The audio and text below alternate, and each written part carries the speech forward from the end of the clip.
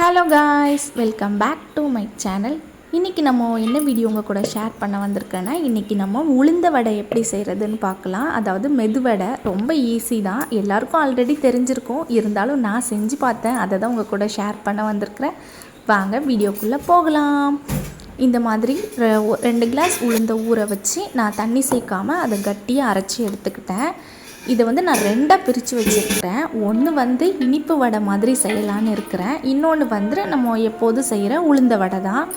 கொஞ்சமாக வெங்காயம் நறுக்கி போட்டுக்கிட்டேன். அப்புறம் 2 ஸ்பூன் பச்சரிசி சேர்த்துக்கிட்டேன். பச்சரிசி இல்லைன்னா கொஞ்சமாக மைதா மாவு கூட நீங்கள் சேர்த்துக்கலாம். அல்லது ஒரு கரண்டி தோசை மாவும் நிறைய பேர் சேர்த்துக்கிறாங்க. அப்புறமா கொஞ்சம் மிளகுத்தூள், அப்புறம் கொஞ்சம் பெருங்காயம், கருவேப்பிலை. நான் மிளகா சேர்க்கலை. உங்கள் யாருக்காவது சேர்க்கணுன்னு தோணுச்சுன்னா சேர்த்துக்கோங்க. அப்புறம் இஞ்சி சேர்த்துக்கலாம். நான் அது சேர்க்கலை. அப்புறம் கொஞ்சமாக சோடாப்பூ போட்டிருக்கிறேன். ஏன்னா வடை புசு புசுன்னு வரணும் இல்லையா, அதனால தான். இப்போ நான் விரவி அதை வச்சுட்டேன். விரவி ஒரு 10 நிமிஷம் அதை அப்படியே விட்டுறணும். இப்போ நம்ம இனிப்பு வடையை பார்க்கலாம். 2 சிட்டிகை உப்பு சேர்த்துருக்குறேன். அதுக்கப்புறமா கொஞ்சம் திருவின தேங்காய் நான் மிக்சியில் தான் அடித்து சேர்த்துருக்குறேன், திருவலை. அதுக்கப்புறமா இது பச்சரிசி மாவும் அதே மாதிரி சேர்த்துருக்குறேன். அப்புறம் 2 டீஸ்பூன் சோடாப்பு சேர்த்துக்கலாம். இப்போது நம்ம சீனியை மிக்சி ஜாரில் அடித்து எடுத்துக்கலாம். ஒரு அரை கிளாஸ் ஜீனியே போதும். பவுட்ரு பண்ணி அதில் நம்ம சேர்த்துக்கணும். இப்போது மிக்சியிலேருந்து ஜீனியை பவுட்ரு பண்ணி சேர்த்தாச்சு.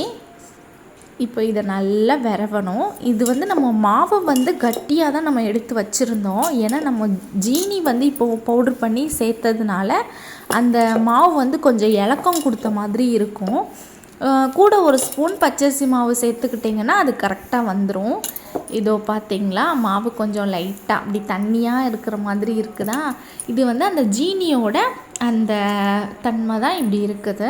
நீங்கள் ஒரு ஸ்பூன் மைதா மாவோ அல்லது பச்சரிசி மாவையோ சேர்த்து விரவி வச்சிட்டிங்கன்னா வடை சுடும்போது நல்லா கெட்டியான தன்மையாக நல்ல புஷ்ஷுன்னு வடை வரும். இப்போது நம்ம ஃபஸ்ட்டு வெங்காயம் போட்டு எல்லாம் போட்டு வச்சுருக்க வடையை செஞ்சு பார்க்கலாம். வடை சுட ஆரம்பிச்சிடலாமா? இப்போ ஒரு சட்டியை சூடானதுக்கப்புறம் நம்ம எண்ணெய் சேர்த்துக்கலாம். நான் சன்லேண்ட் ஊற்றிருக்கிறேன். நீங்கள் உங்கள் வீட்டில் என்ன ஆயில் சமையலுக்கு யூஸ் பண்ணுவீங்களோ அதை நீங்கள் ஊற்றிக்கோங்க. எண்ணெய் நல்லா சூடானதுக்கப்புறமா வடைக்கு நம்ம எப்போதுமே தண்ணி தொட்டுட்டு அந்த உளுந்தில் கை வச்சோன்னா கையில் ஒட்டாது. அதே ப்ராசஸ் தான். தண்ணியை தொட்டுட்டு உளுந்தில் கை வச்சு ரவுண்ட் ஷேப்பில் எடுத்து ஒரு ஓட்டை போட்டுக்கிட்டேன். நான் ஃபஸ்ட்டு வடை எனக்கு ரவுண்டாக வந்த மாதிரி தெரியலை. ஏதோ இப்படி தட்டியிருக்கிறேன். இப்போது எண்ணெய் காஞ்சதுக்கப்புறமா அந்த சட்டியில் போடலாம்.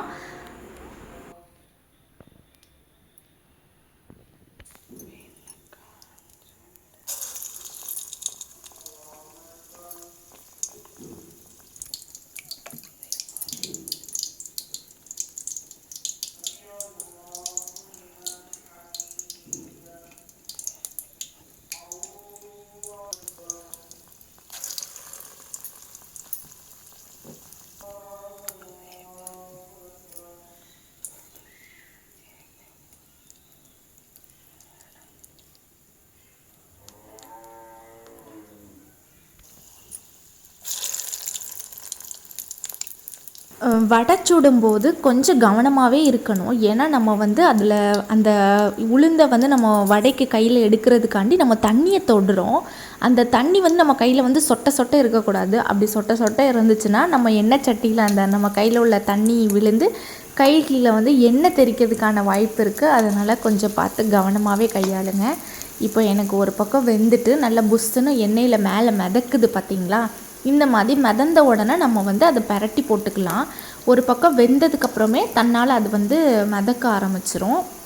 இப்போ நம்ம மாற்றி போட்டு இன்னொரு பக்கம் வேக வச்சுக்கலாம். எனக்கு நல்லா புஷ்ஷுன்னு ரவுண்ட் ஷேப்பில் இருக்குது பாருங்கள்.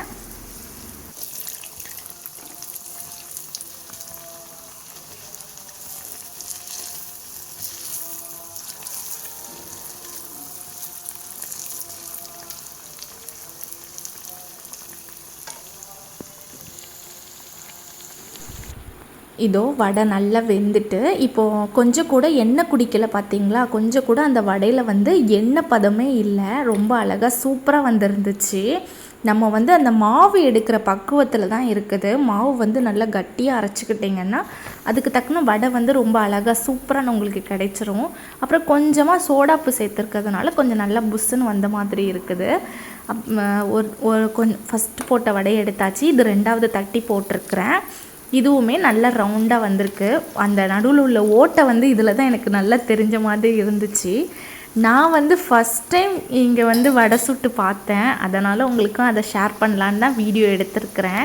வீடியோ பாருங்கள், சேனலை வந்து சப்போர்ட் பண்ணுங்கள், லைக் பண்ணுங்கள், அப்புறமா சப்ஸ்கிரைப் பண்ண மறந்துடாதீங்க. அப்புறம் நிறைய பேருக்கு ஹைப்புன்னு சொல்கிறீங்கள, அது எங்கே இருக்குது, அது எப்படி டச் பண்ணணும்னு நிறைய பேர் கேட்குறாங்க. அதாவது எப்படி அதை டச் பண்ணணுன்னா, நீங்கள் லைக் பட்டன் அமுக்குறீங்கள்ல, அதிலே அப்படி அந்த கொஞ்சம் அந்த ஸ்க்ரீனை இது பண்ணி விட்டிங்கன்னா அதில் ஹைப்புன்னு ஒரு ஆப்ஷன் வருது. அதை நீங்கள் வந்து கிளிக் பண்ணி விட்டிங்கன்னா எனக்கு உங்களோட சப்ஸ்கிரைபருக்கு என்னோடய சேனலும் ரெக்கமெண்ட் ஆகும். அதனால் அந்த ஹைப்பையும் கொஞ்சம் டச் பண்ணி விடுங்க. வடை நல்லா ரெடி ஆகிட்டு இருக்குது, புஸ்ஸுன்னு வருது. இதில் வந்து நல்ல ஓட்டை தெரியுது பார்த்தீங்களா. ஃபஸ்ட்டு போட்டதில் வந்து கொஞ்சம் ஓட்டை விழாத மாதிரி இருந்துச்சு. உளுந்த வடைனாலே ஓட்டை போட்டால் தான் உளுந்த வடை. ஸோ அதனால் இதில் கொஞ்சம் நல்லா அந்த ஓட்டை தெரிஞ்ச மாதிரி இருந்துச்சு. இப்போ நான் ஒரு வடையை எடுத்து உங்கள் எல்லாருக்கும் பிச்சு காட்டுறேன். எவ்வளோ சாஃப்டாக உள்ள வெந்து போய் இருக்கு பாருங்கள். நல்ல டேஸ்ட்டாகவும் இருந்துச்சு வடை சாப்பிட்றதுக்கு. குழந்தைங்களுக்கு கூட இந்த வடை வந்து டெய்லி கூட கொடுக்கலாம். குழந்தைங்களுக்கு டெய்லி ஒரு உளுந்த வடை கொடுத்தா ரொம்ப நல்லது. இதோ புஸ்ஸுன்னு அழகாக எனக்கு வடை ரெடியாகி வந்துடுச்சு.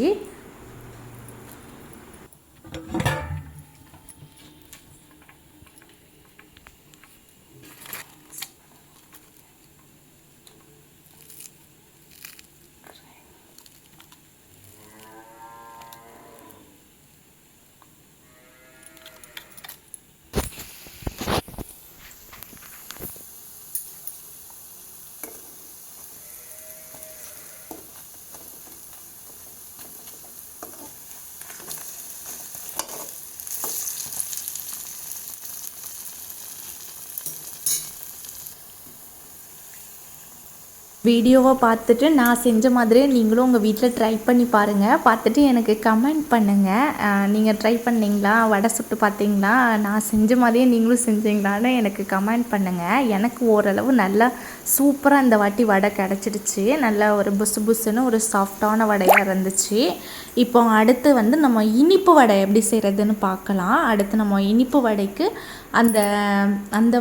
அந்த உளுந்திலிருந்து நான் இப்போ போட்டு எடுத்து காட்டுறேன்.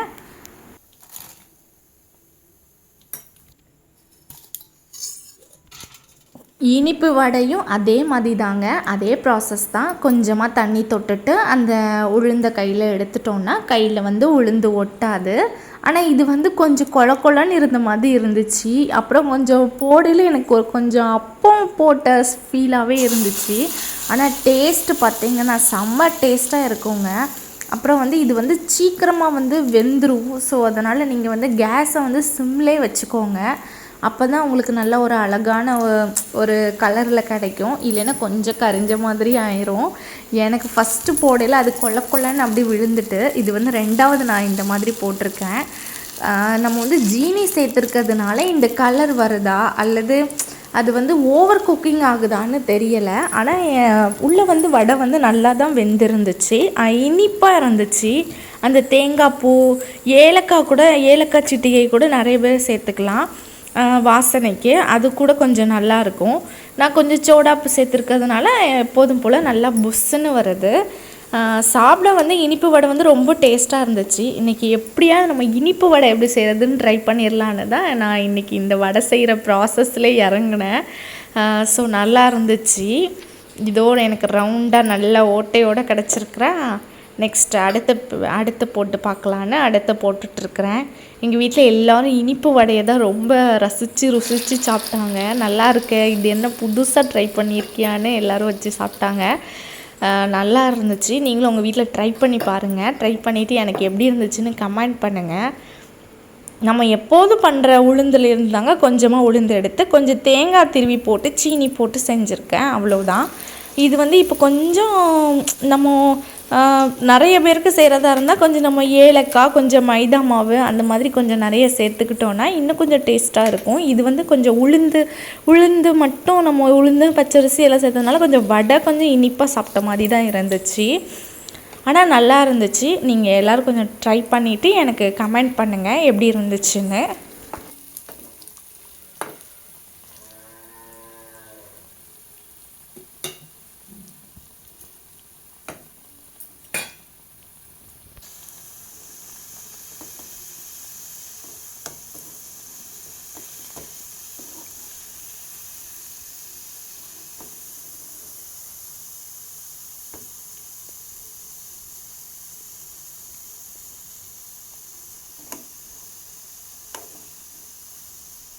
சேனலை சப்போர்ட் பண்ண மறந்துடாதீங்க. சப்போர்ட் பண்ணுங்கள். சப்ஸ்கிரைப் பண்ணிவிட்டு வீடியோ ஃபுல்லாக பாருங்கள். அப்புறம் லைக் பட்டனையும் டச் பண்ணி விட்டுருங்க. அப்புறம் ஹைப்பும் டச் பண்ணி விடுங்க. ஹைப் டச் பண்ணிங்கன்னா உங்களோட சப்ஸ்கிரைபருக்கு என்னோடய வீடியோஸ் ரெக்கமெண்ட் ஆகும். இப்போ ஒரு இனிப்பு வடை எடுத்து நான் பிச்சு காட்டுறேன்னா ரொம்ப அழகாக வெந்து வந்திருக்கா. டேஸ்ட்டாகவும் இருந்துச்சு. சாப்பிடவும் ரொம்ப சாஃப்டாக அந்த வடையை கொஞ்சம் இனிப்பாக சாப்பிட்ட மாதிரி ஒரு ஃபீல் இருந்துச்சு. ரொம்ப மெதுவாகவும் இருந்துச்சு. உள்ளே எல்லாமே எனக்கு நல்லா வெந்து வந்துருந்துச்சு. நீங்களும் உங்கள் வீட்டில் ட்ரை பண்ணி பாருங்கள். லைக் பண்ணுங்கள், ஷேர் பண்ணுங்கள். நெக்ஸ்ட் வீடியோவில் பார்க்கலாம்.